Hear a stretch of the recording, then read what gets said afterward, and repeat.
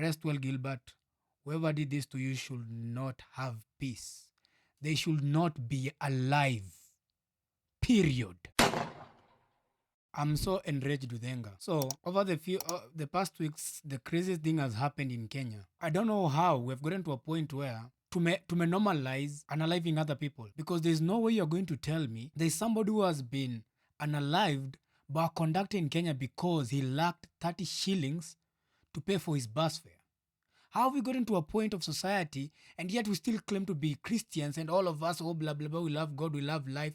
Bullshit. Juzi tu tulikuwa tunaandamana about the abductions and the unalivings of the young youths of Kenya during the maandamano protest. Everybody was enraged by that.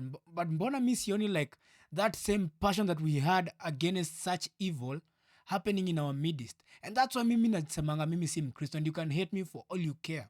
Because in this scenario, a Supermetro now, hiyo basi inabebanga watu wangapi? 25 people max.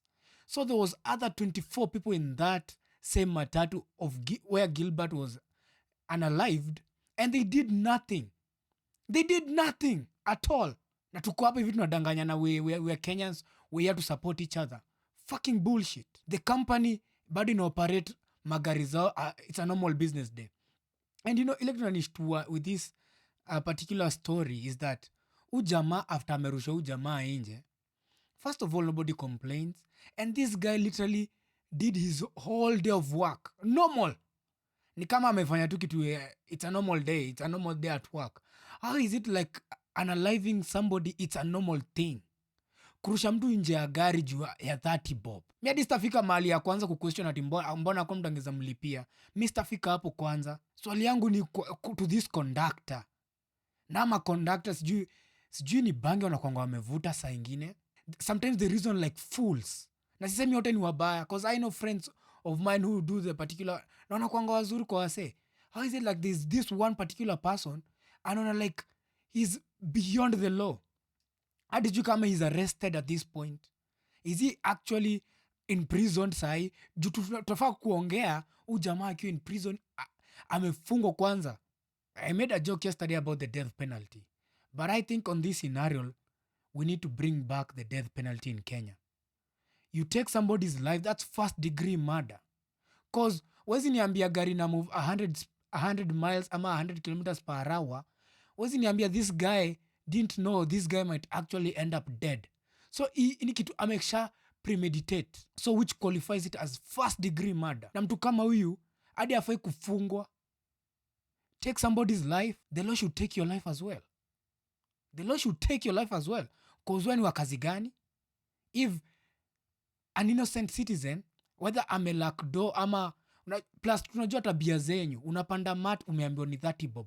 Kuingia kwa mat wamegeuza, wanakuambia mat ni chwani, wanataka mbao ingine. Like we understand this lingo za nini za mtaa.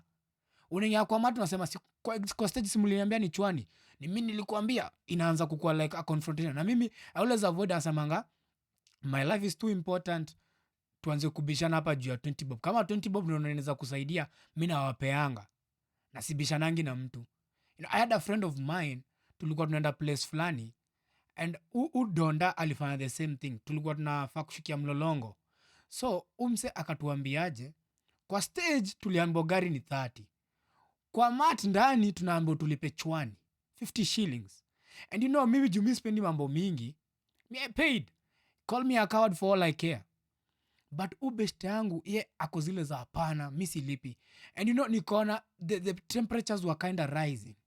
Na mimi ndio ni protect pia beshte yangu. Hii scenario nilisemaje, wewe kaa chini, acha kelele mingi, wacha nitalipa hiyo mbao. Ako zile za hapana, jamani naambia haina haja, ni 20 bob. 20 bob itasaidia mtu na ni 20 bob.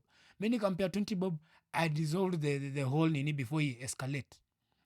So now back to the question. Was there no one who was willing to pay for this guy for the bus fare? Because mimi nashangaa. So let me see, like nimeona kuna screenshot that has popped up about the conversation that kind of happened maybe in here from the Christian passengers who saw this evil take place and said nothing during the argument, even after the incident of the guy being thrown out. Walikaa chini, it's a normal day, mtu amerusha nje gari. How is that fucking normal? Ama mimi ndo nimechizi? How is that fucking normal? Jamaa amerushwa kwa gari na amekaa tu chini like it's a normal day. Nobody says anything. What the fuck is this country that we are living in? So hapa hivi kuna tweet ya mtoto Boniface anasema, this is the saddest thing I've read on social media pages today. I am saddened where you get guts to throw a passenger out of a moving vehicle because of the lack of bus fare. Read the statement below. Yesterday inside a Supermetro bus number plate KDL 125N, the tout, nimesema gari ni 80. Gilbert, niko na 250 bob. Tout, nimesema gari ni 80 bob. Na tusisumbuane. Mbona uliingia kama hauna 80? Unanibeba ujinga wewe. Gilbert says, mimi sikusikia na huwa hata nalipa hivyo. Tout, the bus is now at Kahawa Wendani speeding. The angry tout is alleged to have suddenly opened the door and thrown Gilbert Tuokimani out, a middle-aged man from Kandara sub-county in Murang'a County. The poor man is said to have died on the spot, and the postmortem has revealed that Gilbert succumbed after breaking all his limbs, hands and legs. Gilbert had only 50 shillings in his pocket after hustling the whole day. Rest well, Gilbert. Whoever did this to you should not have peace.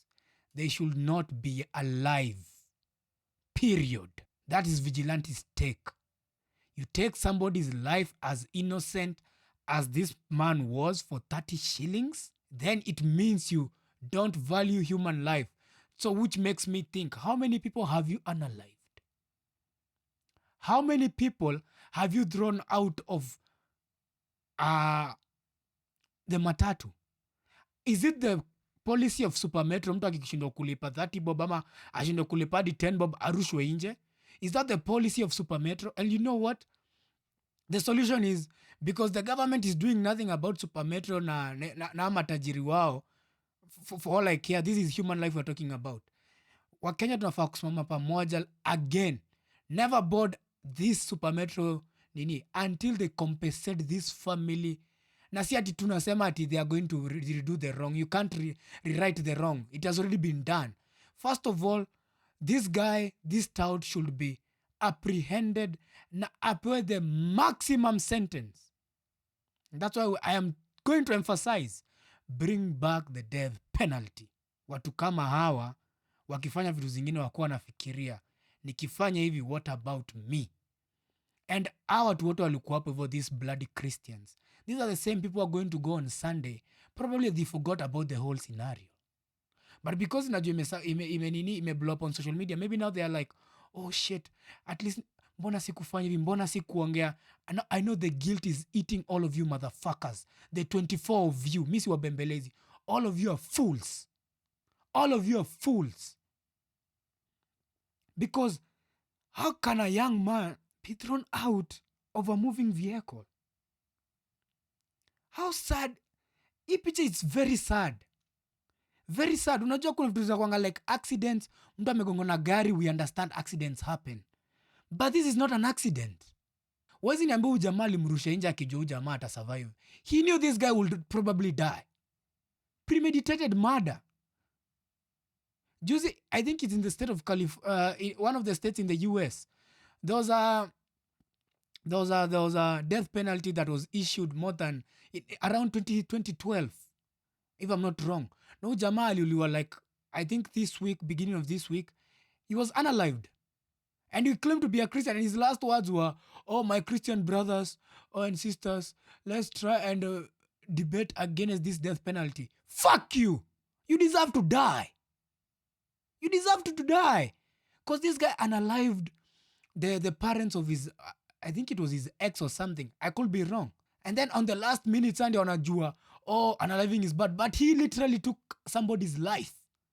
Alafu on his last day, now he remembers to be a good Christian. Fuck that nigga. Miss Kone Uruma. I don't feel mercy for people who are wicked in society. I don't feel pity for such people. So adult tout should face the same music. You take somebody's life, the government takes your life. Supermetro, sielewi how they are still in business. Maybe they are rich billionaire owners. The government is doing nothing about this whole scenario. It may be desisting you to voice. Do you see how sad it is to live in Kenya? It's very sad. Like, it has taken us as the common mwananchi to come up on social media na to resist such kind of behaviors. We're the ones who have impacted this thing. The policemen do nothing. Kazi yenyu ni gani? What is your job? Utumishi kwa wote. I thought mlipewa kazi ya kulinda the common day mwananchi kama mimi. How do I know I'm safe next time? Maybe nimetoka nje, maybe nimeibiwa do, niingia mati nipate nimeless 20 bob. I don't feel safe kupanda Supermetro anymore. And I'm not even a guy who likes traveling. Maybe from this day forth, and every Kenyan who actually, until justice has been served, we put an end to boarding Supermetro from now on. Unity. Together we rise, divided we fall. I am the vigilante, the hero that nobody wants, but I'm the villain this society desperately need. Subscribe if you haven't. Turn on the post notification bell to get notified every time I'm live and every time I upload a video. Justice for Gilbert. Justice for Gilbert.